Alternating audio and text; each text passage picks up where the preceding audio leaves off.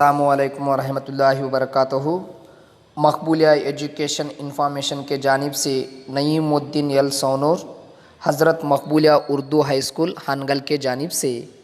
तो प्यारे बच्चों, हमने पिछले एपिसोड में माँ के बारे में पहला पार्ट सीखा। अब माँ नज़म में मेरी ख़ुद की लिखी हुई नज़म माँ ताई, इसका आगे का पार्ट हम देखेंगे। चलिए। तो प्यारे बच्चों, माँ ए नज़म हम देख रहे हैं। इंशाअल्लाह एक छोटी सी एक कहानी कहकर मैं फिर से ये नज़म को स्टार्ट करूँगा।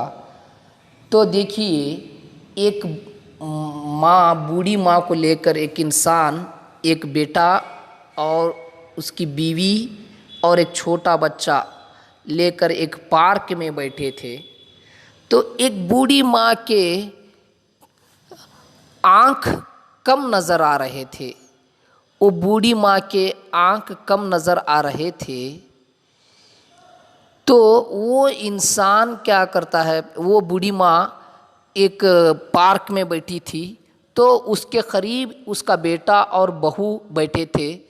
तो ये मंज़र, ये इस वक्त, इस हाल में वो बूढ़ी माँ एक सामने से एक कौवा नज़र आ रहा था। उसे एक कौवा नज़र आ रहा था। वो सही तरीके से उसे ना दिख रहा था। तो वो अपने बच्चे को पूछती है, अय बेटा, वो सामने जो बैठा है वो क्या है? तो उसका बेटा कहता है, अय माँ, वो कौवा कौवा कहता है। तो थोड़ी देर के बाद फिर से वो माँ पूछती है, और उसे वो माँ को सुनाई भी कम दे रहा था और दिखाई भी कम दे रहा था। तो वो माँ पूछती है, अय बेटा, वो क्या है? फिर वो बेटा कहता है, अय माँ, वो कौवा कहता है। फिर थोड़ी देर के बाद फिर माँ वो पूछती है, अय बेटा, वो दूर बैठा है वो क्या है? मुझे नज़र नहीं आ रहा है और सही तरीके से सुनाई भी नहीं दे रहा है। अय बेटा, वो क्या? तो तीनवां बार पूछना था। बेटे का रवैया, उसका लहजा बात करने का चेंज होता है और बोलता है, अय माँ, तुझे कितने बार कहना है वो कौवा कौवा कौवा बोल के ज़ोर से कहता है। जब ये ज़ोर से कहना था, माँ का दिल नाराज़ हो के कहती है, माँ, अय बेटे, जिस वक्त तू बचपन में पूछा था माँ वो क्या, अगर मैं तुझे वो ना सिखाती आज। और बेटा कहता है, तू कैप्पी क्या बोल के बोलता है। फिर तो बोलती है माँ, आज हाँ, मैं, वक्त ऐसा आ गया है कि मेरे कान और आंख नज़र नहीं आ रहे हैं। आज मैं कैप्पी और अंधी हूँ, वो सही है, मगर जिस वक्त तू मुझे बार बार पूछा था, मेरे बालों को खींचते हुए पूछा था, मेरे आंखों में उंगली डालते हुए पूछा था, मेरे चेहरे को चूंटते हुए पूछा था, अय माँ, वो क्या? जिस वक्त मैं तुझे बोलना ना सिखाती, आज मैं अंधी और कैप्पी हूँ, मगर तू भी आज मुँह का होता था। उस वक्त तुझे मैं ना सिखाती, तू आज मुँह का होता था बोल के माँ कहती है। तब जाकर बच्चे के होश आते हैं। चलिए प्यारे बच्चों, अब आगे का ये नज़म सीखेंगे। तो पहले के 4 लाइन हम सीखे थे। अब आज के इसमें देखिए, नेक्स्ट आगे के देखेंगे। नेक्स्ट देखिए, गद्दाग यानी 5वीं लाइन, गद्दा यानी तीसरा स्टैंजा देखिए। ಗೆದ್ದಾಗ ಅಹಂನಿಂದ ಸಂತೋಷ ಪಡಬೇಡ, ನಿನ್ನ ಗೆಲುವಿಗೆ ತಾಯಿಯೇ ಕಾರಣ ಮರೆಯಬೇಡ। यानी गद्दाग यानी जीतने के बाद, यानी तेरी जीत में अहम निंदा, अहम यानी गुरूर, यानी मैं जीता बोल को गुरूर से खुशी को ना इजहार कर। संतोष यानी खुशी, संतोष यानी खुशी, पड़ा बेड़ा यानी नक्को, यानी जीतने के बाद। गद्दाग अहम निंदा संतोष पड़ा बेड़ा, गद्दाग यानी जीतने के बाद, अहम निंदा, अहम बोले तो गुरूर से, संतोष यानी खुशी, पड़ा बेड़ा यानी खुशी को ना मना। यानी तू जीता है आज, उस जीत से, गुरूर से पूरे गांव को गश्त लगाना, नाचना, खुशियों को मनाना, ऐसा ना कर। क्योंकि निन्न ಗೆಲುವಿಗೆ ತಾಯಿಯೇ ಕಾರಣ ಮರೆಯಬೇಡ। यानी निन्न यानी तेरी ಗೆಲುವಿಗೆ यानी तेरी जीत के लिए ताइये माँ ही कारण, कारण यानी वजह है, अहम वजह तेरी जीत के लिए तेरी माँ है।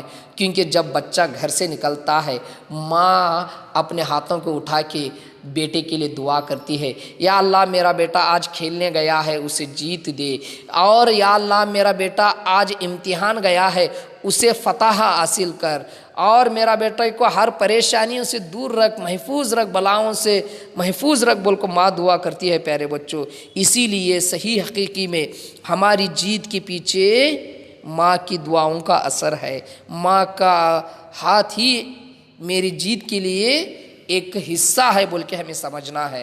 ಗೆದ್ದಾಗ अहम निंदा संतोष पड़बेड़ा, यानी जीतने के बाद खुशी को, गुरूर से खुशी को ना इजहार कर, क्योंकि तेरी जीत का हिस्सा तेरी माँ है, ये तू बिसरू नको, ये भूलू नको कर को कह रहे हैं। और आगे देखिए 4वां स्टैंजा देखिए, ದುಡ್ಡು ಕೊಟ್ಟರೆ ಎಲ್ಲ ಸಿಗುತ್ತದೆ ಎನ್ನಬೇಡ, ದುಡ್ಡು ಕೊಟ್ಟರೆ ಎಲ್ಲ ಸಿಗುತ್ತದೆ ಎನ್ನಬೇಡ, ಎಲ್ಲ ತಾಯಿಯ ಸೃಷ್ಟಿ ಇದನ್ನು ಮರೆಯಬೇಡ, ಎಲ್ಲ ತಾಯಿಯ ಸೃಷ್ಟಿ ಇದನ್ನು ಮರೆಯಬೇಡ। यानी दुड्डु कोट्टर यानी पैसे दे तो, कोट्टर यानी देना, दुड्डु यानी पैसे, पैसे दे तो ಎಲ್ಲ ಸಿಗುತ್ತದೆ सब मिलता, ಸಿಗುತ್ತದೆ यानी मिलना, ಎಲ್ಲ ಸಿಗುತ್ತದೆ ಎನ್ನಬೇಡ सब मिलता बोल को ना कह। ಎಲ್ಲ ತಾಯಿಯ सृष्टि सब माँ की ही बदौलत है, ये तेरे लिए दौलत, ये सब तेरी माँ की ही बदौलत है, ಇದನ್ನು ಮರೆಯಬೇಡ, ये तू ना भूल ना बिसर। ದುಡ್ಡು ಕೊಟ್ಟರೆ ಎಲ್ಲ ಸಿಗುತ್ತದೆ ಎನ್ನಬೇಡ, पैसे दे तो सब मिलता बोल को नको कहूँ, ಎಲ್ಲ ತಾಯಿಯ सृष्टि सब माँ की देन है, सृष्टि यानी देन, ಇದನ್ನು ಮರೆಯಬೇಡ, ಮರೆಯಬೇಡ यानी न भूल कर को कह रहे हैं। अब आगे देखिए नेक्स्ट स्टैंजा, 1 2 3 4 5वां स्टैंजा देखिए, ತಾಯಿ ಬಿಟ್ಟು ಅಮೃತ ತಿನ್ನಬೇಡ, ತಾಯಿ ಬಿಟ್ಟು ಅಮೃತ ತಿನ್ನಬೇಡ, ಅದುವೇ ನಿನಗೆ ವಿಷ ಮರೆಯಬೇಡ, अदुवे निनगे विष मरेयबेड़। यानी माँ को छोड़ को तू अमृत, ताई बिट्टू यानी माँ को छोड़ को तू अमृत, अमृत यानी न्यामत, माँ को छोड़ को तू न्यामत ना खा, कुछ भी ना खा, माँ को छोड़कर तू न्यामत ना खा, माँ को छुपा को तू न्यामत ना खा। यानी आज का दौर ऐसा है, अच्छा अच्छा खाते हैं, माँ को रात की सूखी रोटी, रात का खाना देते हैं चंद लोग, मगर चंद लोग माँ की खिदमत करने वाले हैं, कुर्बान जाइए, अल्लाह ताला उनको बेशुमार नवाजने वाला है। तो यहाँ देखिए, ताई बिट्टू अमृत तिन्न बेड़ा, माँ को छोड़ को न्यामत ना खा, तिन्न बेड़ा यानी ना खा, अगर तू खाया तो क्या है, अदुवे वही न्यामत, निनगे तुझे विष, विष यानी जहर, मरेयबेड़ा तेरे लिए जहर बनने वाला है, ये ना बिसर, तेरे लिए जहर बनने वाला है, ये ना बिसर। और आखिर में एक सवाल भी आपके लिए है, नीनु इल्ली बरलु कारण यारू, नीनु इल्ली बरलु कारण यारू, यानी तू यहाँ आने के लिए, तू दुनिया में आने के लिए अहम वजह कौन है? उत्तर हुड़की नोड़, जवाब ढूंढ के देख क्या जवाब आता है। यानी तू दुनिया में आने, यहाँ तू दुनिया में आया है, आने वाले अहम जिम्मेदार कौन है यहाँ? ये जवाब उत्तर यानी जवाब हुड़की नोड़ा, ढूंढ कर रहा कर को कह रहे हैं। तो जवाब माशाल्लाह आपको मिला है। हम यहाँ आने का अहम मकसद, अहम वजह कौन है? यस, माँ, ताई। तो ये नज़म प्यारे बच्चों हुई है। इंशाल्लाह आगे के पार्ट में इसके सवालात के जवाब देखेंगे। अस्सलामु अलैकुम।